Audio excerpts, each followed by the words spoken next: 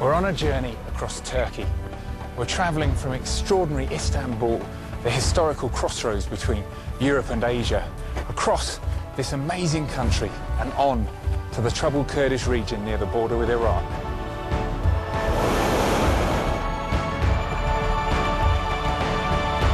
It's a beautiful and exciting young country where Eastern and Western values often clash.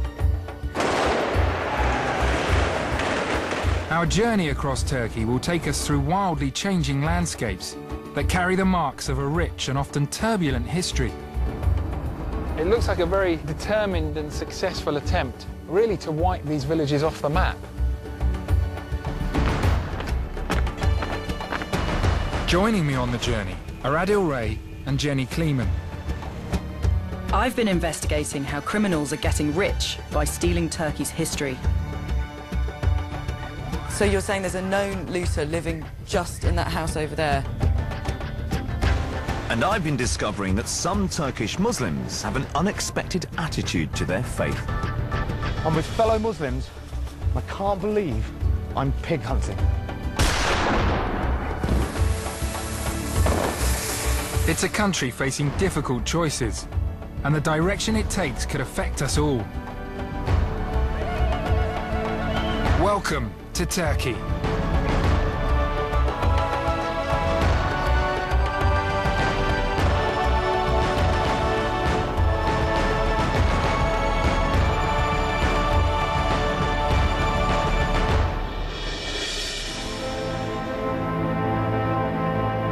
Our journey starts in one of the world's greatest cities. For thousands of years, Istanbul, previously called Constantinople, has guarded the narrow gateway between the Mediterranean and the Black Sea. It's only when you're up here that you really get a sense of the geography of this city. It truly is, like few other world cities, a place where continents collide.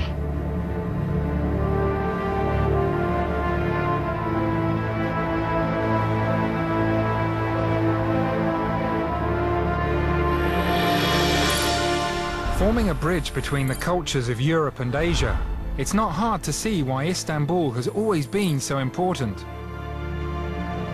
We're now flying over the European side of Istanbul, just over my left shoulder, just across the other side of the Bosphorus. That's Asia. And down below us, we have some of the great landmarks of Istanbul, some of the great landmarks of human civilization. Just down here, this is Hagia Sophia.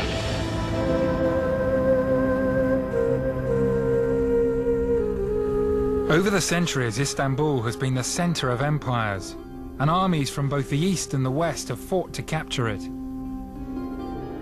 The different cultures have left their mark on this sacred site. It is just the most extraordinary building, not just because of its size, but because of its age. The very notion that they were able to build this more than 1,500 years ago just defies logic almost.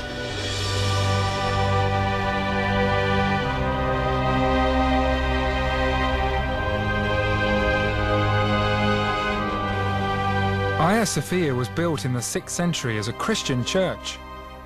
900 years later, it was converted into a mosque by the conquering Ottomans, when Islam became the dominant religion.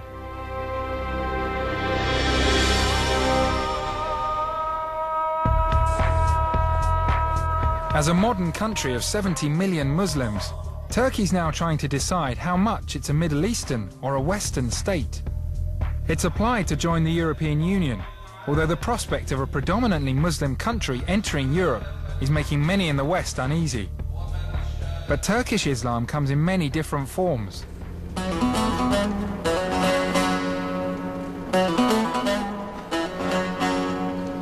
To learn more, Adil Ray set off into the woods. I'm in a forest in Mengen, Turkey. I'm with fellow Muslims. I can't believe I'm pig hunting. A wild boar hunt counts as a pretty strange day out for a Muslim like me. Every Sunday, this group of friends meet up to indulge their passion deep in the woods of northern Turkey. Most of them, like 99% of Turks, are Muslims.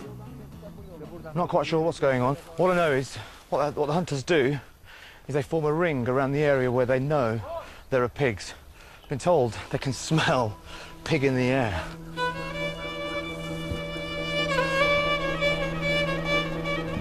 And if they catch one, they'll kill it, then eat it. In my world, that's about as taboo as it gets. I just want to ask him, as a Muslim, does he think if he prays to God, God will help him hunt for pigs? Şimdi şöyle bir şey var. Avcılık daha başka bir şey. İnsanın beyninde olan bir şey. Yani Allah'ın verdiği veya bir hayvana zarar vermek değil. O bir heves. I thought maybe because I'm Muslim and maybe it's not in our blood to hunt pigs. As you can hear, the dogs are barking, which is a sign that the pigs are really close. The action has suddenly just stepped up here. It's a delicate procedure. This is quite exciting, but also scary at the same time. But it looked like today was the boar's lucky day. Yapacak bir şey yok. Bağdan çıktı hayvan.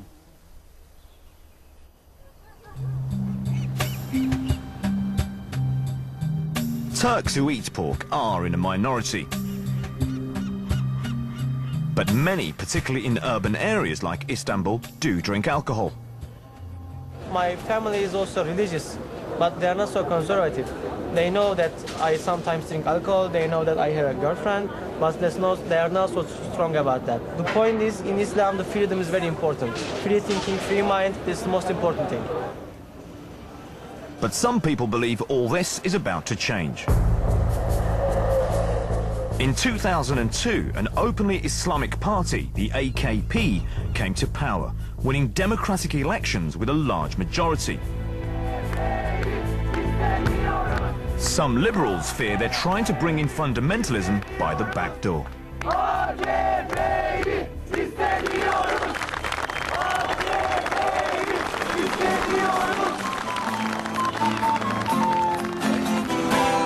Okay, the process has just started.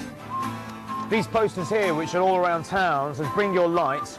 We're not going to leave Moda, which is this area here, to the reactionists, or basically the conservatives, the anti-progressive people.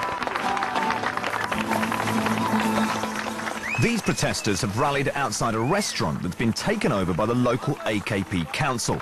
The council has banned alcohol from all its buildings. Arkadaşlar, içki yasağı falan bu tamamen bir bahanedir. Bütün mesele aydınlanma kültürünün temelini oluşturan yaşama sevincine, yaşama kültürüne, uygarlaşma kültürüne karşı olmak. Daha dün. Since the AKP came to power, alcohol tax has rocketed. Drinking licenses are suddenly in short supply, and some areas have become almost entirely dry. As a citizen of this area, we are against this. But aren't you free to go and find somewhere else to have a drink? Why I should go somewhere else? This is my place. I was born there. This is one step. 6 months after, they will take over another places. We have to say stop somewhere, see? The protesters paint a pretty alarming picture, but there's not much sign of impending Islamic fundamentalism among drinkers in downtown Istanbul. And the battle over Turkey's future is not as simple as it might seem, as I'd find out later in our journey.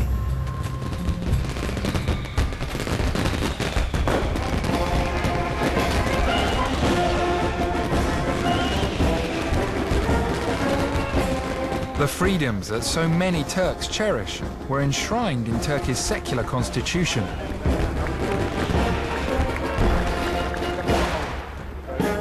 We were in Istanbul on Republic Day, when Turks celebrate both the birth of their nation in 1923 and the life of the man who began it all.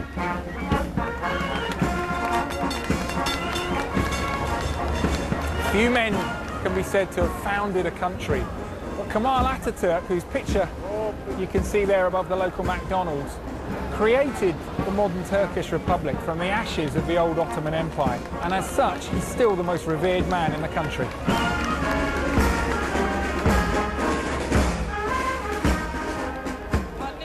Asli Ozbey is an Atatürk disciple. She's part of a political group who call themselves Young Kemalists in honor of their hero. How important was Kemal Ataturk to Turkey, to the creation of Turkey? In many countries, the people rebel to gain their freedoms and rights. But in Turkey, this was done by Ataturk. He made a nation out of all the different communities living here. If he didn't exist, I might have been walking around here in a burqa. Turkish women would have been in the same situation as women in Iran and Iraq. These freedoms exist because Ataturk was determined to create a secular state where Islam and politics are kept firmly apart. But there's a darker side to Ataturk's legacy. Ataturk made the military the guardians of his secular republic. And they still see themselves as defenders of his ideals. The army is still the most powerful institution in Turkey, and it intervened 4 times since the 1960s to bring down elected governments, they say, in defence of Ataturk's legacy. With a pro-Islamic party, the AKP, now in power, many fear these two sides of Turkey are on a collision course. But it's not only the rise of political Islam that's seen as a threat to Ataturk's principles. Any ideas that might undermine Ataturk's vision for Turkey are treated as dangerous. I went to meet a man who knows this only too well. Oh, hi. Hello. Welcome. Simon. Hello, nice to meet you. Ragip Zarakolu is a book publisher with a habit of annoying the Turkish authorities. Look at all your... Welcome to underground world. Now, some of the books you've published have got you into huge trouble. Yes, with sometimes the establishment. We had problems. For example, we were put in trial because of this book about the Kurdish resistance. Ataturk said that Turkey was a nation made up of only one people, the Turks. And the authorities still take a very dim view of any discussions about ethnic divisions, particularly when it involves the country's 15 million Kurds. For translating and publishing controversial books, Ragip's been in court 40 times. What do you think the censors and the establishment are scared of then? Why do they feel so threatened by your books? These bans are another way of controlling society. They think that if minorities are given rights, it will cause separatism in Turkey. I think this is wrong. Quite the contrary. I think getting to know each other allows us to live together better. Over the years, Ragip has paid a high price for standing up for free speech, including 2 years in jail and a firebomb attack on his offices by nationalist extremists.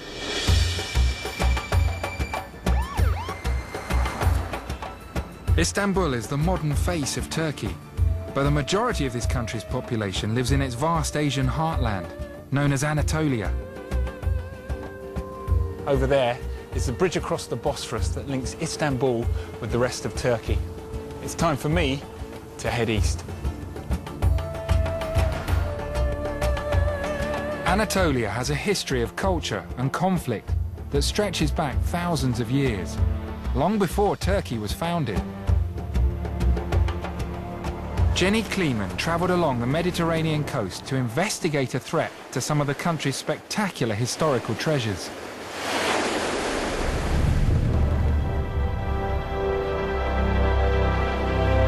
Western values often clash.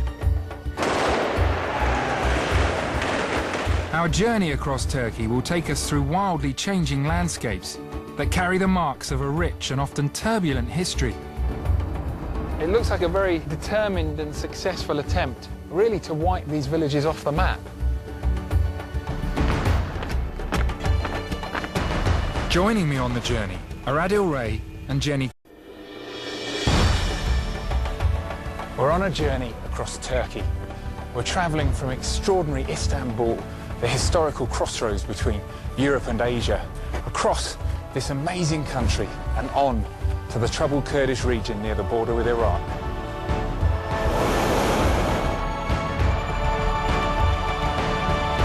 It's a beautiful and exciting young country where Eastern and West Clemen. I've been investigating how criminals are getting rich by stealing Turkey's history. So you're saying there's a known looter living just in that house over there? And I've been discovering that some Turkish Muslims have an unexpected attitude to their faith. I'm with fellow Muslims. I can't believe I'm pig hunting.